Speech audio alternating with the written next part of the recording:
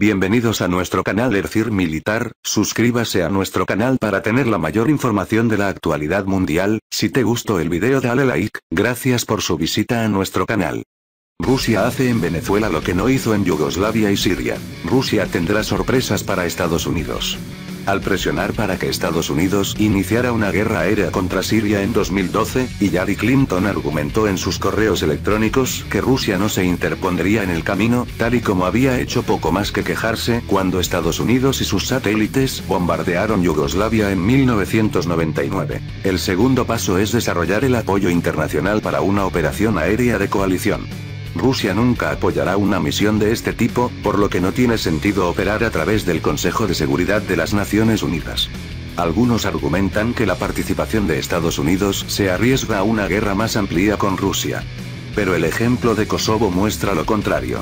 En ese caso, Rusia tenía verdaderos lazos étnicos y políticos con los serbios, que no existen entre Rusia y Siria, e incluso entonces Rusia hizo poco más que quejarse. Los funcionarios rusos ya han reconocido que no se interpondrán en el camino si llega a la intervención. Lo que Hillary no supo apreciar fue que Putin no era Yeltsin, que el regreso de Putin, que había regresado a la presidencia después de la abstención de Medvedev en la ONU, permitió que el imperio desatara una guerra aérea contra Libia en particular, no era Yeltsin, y también que incluso Yeltsin había hecho algo más que quejarse en 1999. Al concluir la guerra OTAN-Yugoslavia, Yeltsin ordenó a los 300 soldados rusos de mantenimiento de la paz en Bosnia que corrieran al aeropuerto de Pristina en Kosovo y lo ocuparan antes de que las tropas de la OTAN llegaran desde el sur, lo que hicieron. Wesley Clark ordenó entonces al general británico Mike Jackson, y la única razón por la que no recordamos 1999 como el mayor enfrentamiento de armas entre Rusia y la OTAN es porque Jackson se negó a llevar a cabo la orden. Yeltsin entonces, al darse cuenta de que volar con refuerzos sobre países pro-OTAN sería casi imposible, cedió el aeropuerto de todos modos. Así que sí, de hecho Rusia hizo mucho más que simplemente quejarse en 1999. Intentó una acción desorganizada y mal concebida, pero sincera de última hora, para asegurar una zona de ocupación rusa en Kosovo por el bien de los serbios. Se quedó corto, pero eso es distinto de no intentarlo en absoluto. Como sabemos, Rusia hizo mucho más que volver a quejarse en Siria. Contrariamente a las expectativas de Clinton de 3 años antes de que Rusia en 2015 entrara en guerra en Siria. Soy de la opinión de que lo que hizo posible la intervención de Rusia en Moscú fue la propia intervención de Estados Unidos contra ISIS, que comenzó el año anterior. Desde 2011, la CIA ha estado apoyando la rebelión islamista contra el gobierno sirio. Pero después de la división entre los rebeldes de ISIS a finales de 2013 y la rápida expansión de ISIS en el oeste de Irak a principios de 2014, el Pentágono de Estados Unidos entró en la guerra contra ISIS, primero en Irak y unos meses después también en menor medida en Siria. Esto permitió que los rusos se presentaran a sí mismos, al mundo y a los estadounidenses como algo que no se oponía directamente a los objetivos estadounidenses, lo que en realidad no era así. El ejército ruso, Moscú podría señalar, estaba allí para hacer lo que el propio ejército de Estados Unidos estaba haciendo, es decir, luchar contra ISIS, aunque los rusos serían más minuciosos y también lucharían contra Al-Qaeda y sus aliados. En lugar de que la intervención rusa se opusiera directamente a la intervención estadounidense, lo hizo porque de hecho había 2 intervenciones separadas de Estados Unidos en un ángulo de 90 grados con respecto a lo que Estados Unidos estaba haciendo. De hecho, creo que Moscú fue a Siria tanto para frustrar los planes de cambio de régimen de Estados Unidos como para forzar a Estados Unidos a comprometerse y tratar con él, y reconocer a Rusia, no importa cuán resentido sea como socio en algunos aspectos limitados. Una estrategia que se mostró prometedora en un principio porque Rusia creó buena voluntad a nivel internacional al luchar contra ISIS cuando este último golpeó París, y luego cuando Lavrov y Kerry en septiembre de 2016 llegaron a un acuerdo para expandir conjuntamente la guerra contra Al-Qaeda, pero que luego fue saboteada por actores dentro del Pentágono, específicamente por la Fuerza Aérea. En retrospectiva, esta estrategia de obligar a Washington a comprometerse nunca iba a funcionar, pero valió la pena intentarlo con la información disponible en ese momento. Sin embargo, el hecho es que la intervención rusa se dirigió directamente contra los esfuerzos de la CIA, y en mucho menor medida también del Pentágono, para armar a los rebeldes.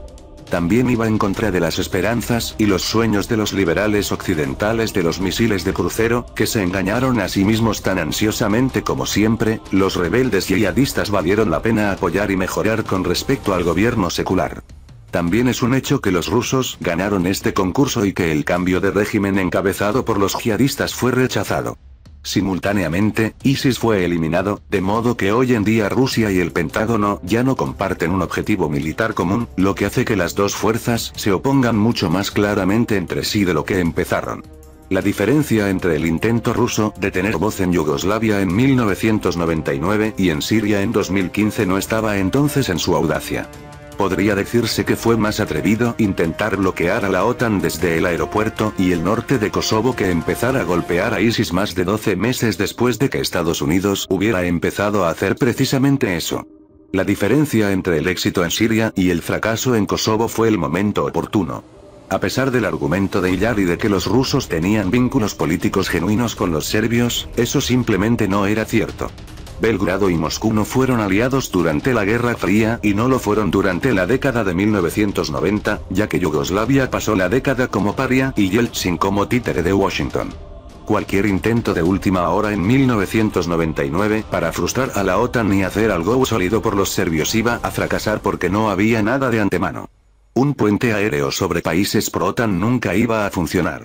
Para que el tablero de Moscú tenga una oportunidad, debería haber habido transportadores de tropas ya anclados en el Adriático.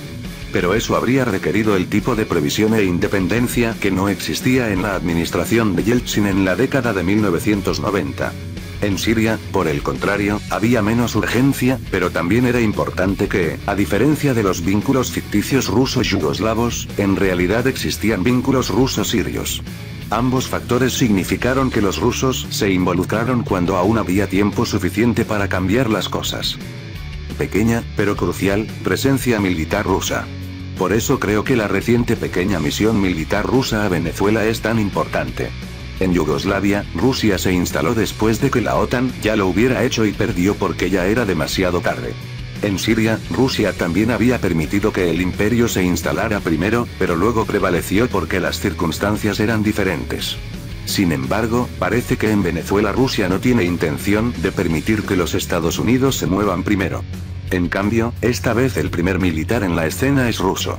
Los rusos dicen que se trata de una visita programada regularmente en el marco de acuerdos de una década de antigüedad con la industria de defensa, pero los medios de comunicación rusos señalaron ingeniosamente que si eso fuera cierto, seguramente habría sido más habitual volar en técnicos civiles de las compañías de defensa, y no de las fuerzas de tierra, y temporalmente incluso de su comandante adjunto. Lo más probable es que se enviara personal militar porque se trata de una misión militar.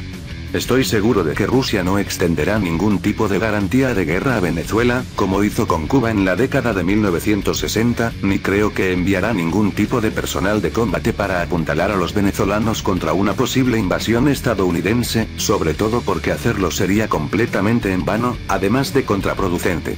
Pero creo que es muy posible que Moscú haya decidido frustrar un ataque militar directo de Estados Unidos, o mejor aún, ayudar a disuadirlo, respaldando a los venezolanos de la misma manera que la URSS respaldó a una serie de militares africanos durante la Guerra Fría. Es decir, con un número muy limitado de especialistas capacitados para desempeñar funciones clave de multiplicador de fuerzas que no son de combate. Los propios americanos están adivinando que las tropas rusas incluyen ciberespecialistas y reparadores de S-300. La guerra electrónica y los especialistas en inteligencia de señales son otra posibilidad. Pero más importante que el papel que deben desempeñar los rusos es el hecho de que esta vez están allí antes que los estadounidenses. Eso no significa que se quedarán allí para siempre.